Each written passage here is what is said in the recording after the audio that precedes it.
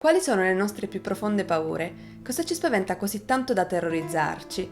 Per me è la mancanza di libertà, di poter scegliere, di dover combattere per tutto ciò solo attraverso la ribellione e la guerra. E un grande artista che è riuscito a rappresentare questa paura nella storia è Francisco Goya. Io sono Clelia e oggi scopriamo l'opera più rivoluzionaria della storia dell'arte, il 3 maggio 1808. Il video è diviso in varie sezioni, quindi se sei interessato ad una di queste nello specifico, ti consiglio di andare al minuto che ti interessa e trovi tutte le sezioni anche in descrizione. Per scoprire cosa accade esattamente quel giorno, il 3 maggio 1808, basta forse aprire un libro di storia e andare alla ricerca di scontri violenti e di ribellioni in Spagna, nella capitale Madrid. Madrid è una città che io ho sempre trovato un luogo sicuro. Alla domanda dove andresti se fossi costretta a lasciare Londra, probabilmente risponderei senza neanche pensarci, Madrid. Ma come deve essere stato viverci all'inizio dell'Ottocento, quando non c'era la stessa area di divertimento e di libertà? Probabilmente terrorizzante. Francisco Goya nasce in Spagna, è figlio di un fiorista di Saragozza e diventa apprendista a 14 anni. Così si trasferisce a Madrid. Qui disegna cartoni per arazzi reali e inizia a guadagnarsi da vivere come ritrattista, diventando pittore alla corte nel 1789. Non solo pittore ma anche incisore, è una delle figure di spicco del movimento romantico. Crea quindi ritratti per l'aristocrazia e incisioni straordinarie. Nel 1814, quando ormai è sordo da alcuni anni, a causa di una malattia, riceve una commissione celebrativa per 2 opere. Si pensa che sia stato lui stesso a scegliere il tema e a chiedere la commissione.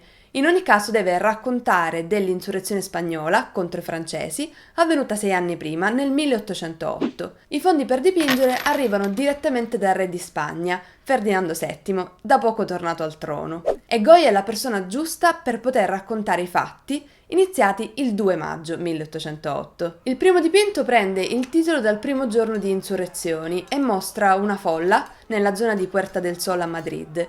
La folla attacca i Mammelucchi, la cavalleria turca della Guardia Imperiale francese di Napoleone. La notizia che i membri più giovani della famiglia reale sono stati portati in Francia spinge le persone per le strade e il dipinto di Goya mostra le scene del caos appena scoppiato. Il giorno seguente l'esercito francese raduna e uccide i ribelli, come nell'opera di cui parliamo oggi, il 3 maggio 1808. E Goya, nel suo capolavoro conservato al Prado, ci racconta del destino crudele di questo gruppo di civili. L'opera mostra una brutale esecuzione su una collina, in una campagna spoglia fuori città. La città è scura e sullo sfondo, sembra quasi spettrale, e i suoi palazzi sembrano fortezze che si alzano nel cielo della notte. Il nero intenso, senza stelle o al chiaro di luna, riempie quasi un terzo della composizione e intensifica la sensazione da incubo della scena. In primo piano sulla sinistra, un uomo indifeso si inginocchia davanti a dei militari che lo minacciano con i loro fucili. La sua camicia è bianca e brillante e riflette l'unica luce della scena, quella della lanterna per terra. L'uomo ha le braccia aperte nella posa simbolica di Cristo crocifisso, un gesto potente e tragico, e affronta da solo questo muro di uomini contro di lui con le uniformi e le pistole. Un episodio della vita reale che rimarrà nella storia della Spagna e al quale seguiranno poi rivolte a livello nazionale e di guerriglia.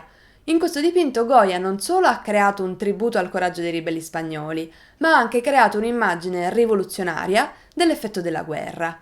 I soldati sono pronti a svolgere il loro compito, hanno la testa bassa, ma il terrore sui loro volti e sui volti di coloro che stanno per essere uccisi e i loro gesti indifesi sono raffigurati in maniera secondo me triste e quasi straziante. A differenza di altri pittori contemporanei come David, Goya non ha cercato di glorificare la guerra in questo dipinto. Questa è un'immagine scioccante di un atto di atrocità e una condanna alla disumanità della guerra stessa. Ma come racconta la storia Goya dal suo punto di vista?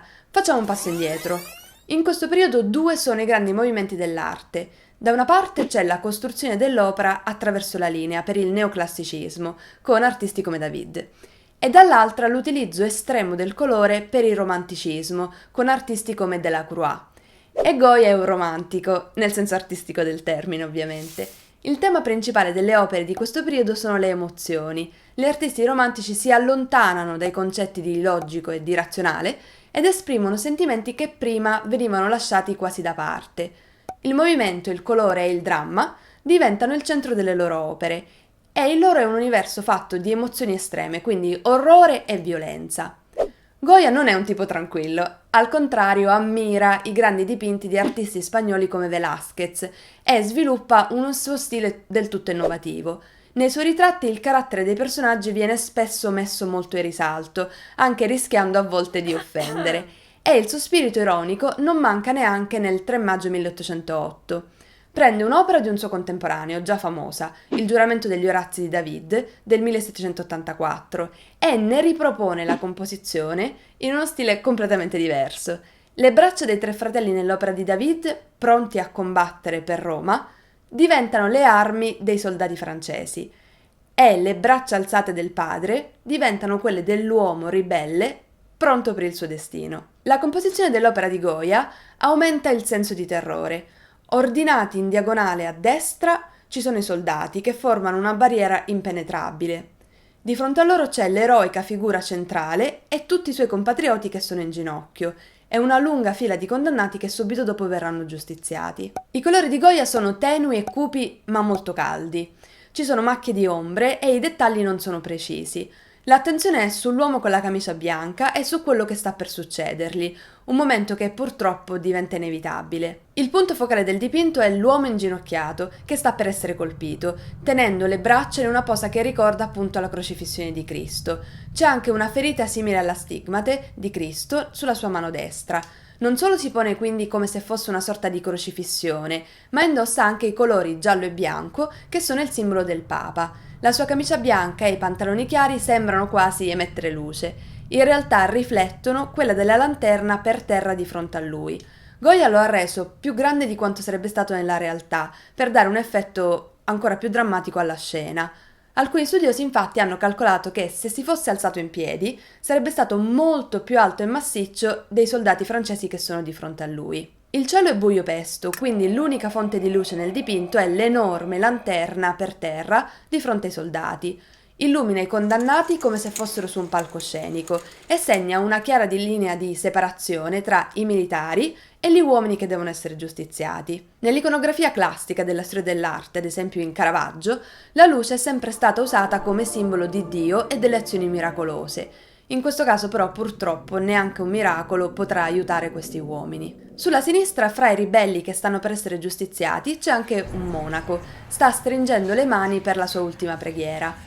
Potrebbe essere stato incluso come riferimento all'Inquisizione spagnola o alla tradizione nell'arte cristiana di raffigurare i martiri. Richiama l'attenzione sulla natura brutale e casuale di queste esecuzioni, nessuno infatti viene risparmiato. In primo piano sulla sinistra ci sono due uomini che sono appena stati colpiti, uno sembra nudo. Le braccia di questo cadavere sono nella stessa posizione della figura centrale, come se Goya volesse farci capire in anticipo che presto anche la figura centrale sarà per terra nella stessa identica posizione di chi purtroppo è già morto.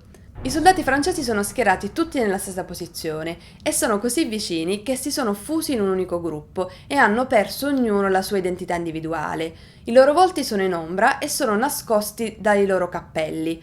La ripetizione delle forme fatte dai cappelli, dai cappotti e dalle fondine e anche dalle spade sottolinea quasi la loro brutalità. Sono tutti identici, come se Goya li volesse far diventare delle macchine da guerra e non più degli esseri umani. La città e il campanile si vedono sullo sfondo ed emergono contro il cielo nero della notte. Le esecuzioni hanno avuto luogo vicino alla caserma francese, fuori dalla città di Madrid, ma nessuno degli edifici del dipinto può essere identificato con piena certezza. Goya potrebbe infatti averli immaginati per creare uno sfondo sinistro e non essersi ispirati alla realtà in nessuna delle rappresentazioni. I condannati che si raggruppano dietro la figura centrale sembrano quasi terrorizzati. Tutti hanno espressioni diverse, sottolineando il modo in cui ogni essere umano affronta la propria paura. Alcuni si coprono gli occhi, ma uno fissa con aria di sfida i suoi esecutori. Gli abiti non sono particolari e sembrano quasi fondersi tra di loro nel buio. Sulla destra una fila incredibilmente lunga di condannati. Ce ne sono così tanti che arrivano quasi fino alla città, su per la collina. La loro disperazione è chiara nei loro volti, ma anche nei loro gesti. Ma la domanda è: come mai Goya ambienta tutta la scena di notte? Che cosa ci vuole dimostrare? Nella vita reale le esecuzioni si sono svolte durante il giorno, ma Goya ambienta la scena di notte e utilizza la tavolozza dominata da colori marroni, neri e grigi per creare un'atmosfera da incubo. Mentre molti dei suoi contemporanei infatti puntano ad ottenere un effetto lucido sui dipinti, prestando grande attenzione ad ogni dettaglio, Goya invece dipinge senza creare dettagli. Usa delle pennellate molto movimentate e modifica la pittura con una spatola o alcune volte addirittura con le dita, per creare uno stile molto più espressivo. Nei dettagli del viso dell'uomo che sta per essere giustiziato e nella camicia, ad esempio, sono chiari l'uso del colore per dare l'effetto drammatico e delle mani per modellare la pittura. Per Goya, appena finite le due opere, il 2 e il 3 di maggio, che sono grandi 2,5 metri per 3,5 metri ciascuna, nasce un problema. Purtroppo a Re questi due quadri non piacciono.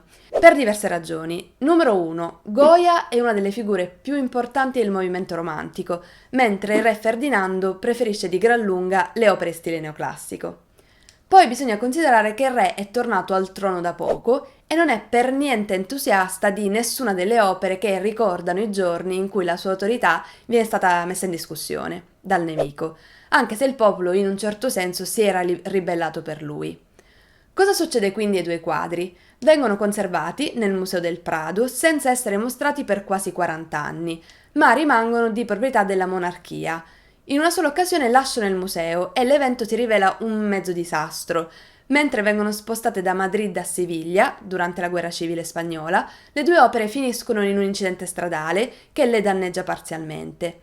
Solo grazie ad un restauro del 2008, giusto in tempo per il loro bicentenario, sono tornate in perfetta forma. Nonostante il 2 e il 3 maggio non vengano immediatamente apprezzate, mentre Goya è un pittore di corte, realizza prima una serie di incisioni inquietanti, satiriche, chiamate capricci, inclusa la più famosa, Il sonno della ragione genera mostri, e poi la sua altra grande serie di stampe, I disastri della guerra, pubblicata dopo la sua morte. Molto vicino al 2 e al 3 maggio, questa descrive le atrocità su entrambi i fronti della guerra durante l'occupazione francese. Se sei arrivato fin qui, benvenuto nell'Arte Club, per tutti gli appassionati d'arte che hanno voglia di scoprire qualcosa in più sull'opera o l'artista del giorno. Lascia un commento qui sotto con l'hashtag ArteClub e preparati per scoprire la chicca del video di oggi. Quando finalmente il 3 maggio 1808 viene riscoperto, diventa una fonte di ispirazione per molti artisti. Sia Manet che Picasso dipingono una loro versione dichiaratamente ispirate a Goya. Manet nel 1869 la intitola L'esecuzione dell'imperatore Massimiliano, sulla fucilazione dell'imperatore Massimiliano d'Austria in Messico nel 1867. Manet prende ispirazione da Goya nella disposizione dei personaggi. A destra i soldati con i fucili e a sinistra invece il giustiziato, ma anche nei vestiti per la camicia bianca del protagonista e nel paesaggio sullo sfondo. La grande differenza sta nell'ambientazione di giorno e non di notte e nel fatto che ci siano molti meno personaggi. Manet ha sicuramente visto il 3 maggio di Goya durante il suo viaggio in Spagna del 1865 e probabilmente proprio al Prado. Nel 1951 invece un altro grande artista spagnolo, Picasso, trasforma l'opera di Goya nel Massacro di Corea, dipinto come una protesta contro l'intervento degli Stati Uniti in Corea. Anche in questo caso la scena della fucilazione si divide in due parti. In questo caso però l'ingiustizia non risparmia davvero nessuno e ad essere fucilati sono donne e bambini nudi. In contrapposizione a loro ci sono un gruppo di soldati nelle loro divise. Il 3 maggio 1808 di Goya rimane ancora oggi uno dei dipinti più famosi sulle atrocità della guerra. E se questo video ti è piaciuto lascia un like e iscriviti al canale per non perdere i prossimi video sulle opere d'arte più interessanti nella storia. Ti consiglio inoltre di dare un'occhiata al mio video sul romanticismo nell'arte oppure a quello sulle 20 opere che hanno fatto la storia degli ultimi 20 anni. Grazie e alla prossima!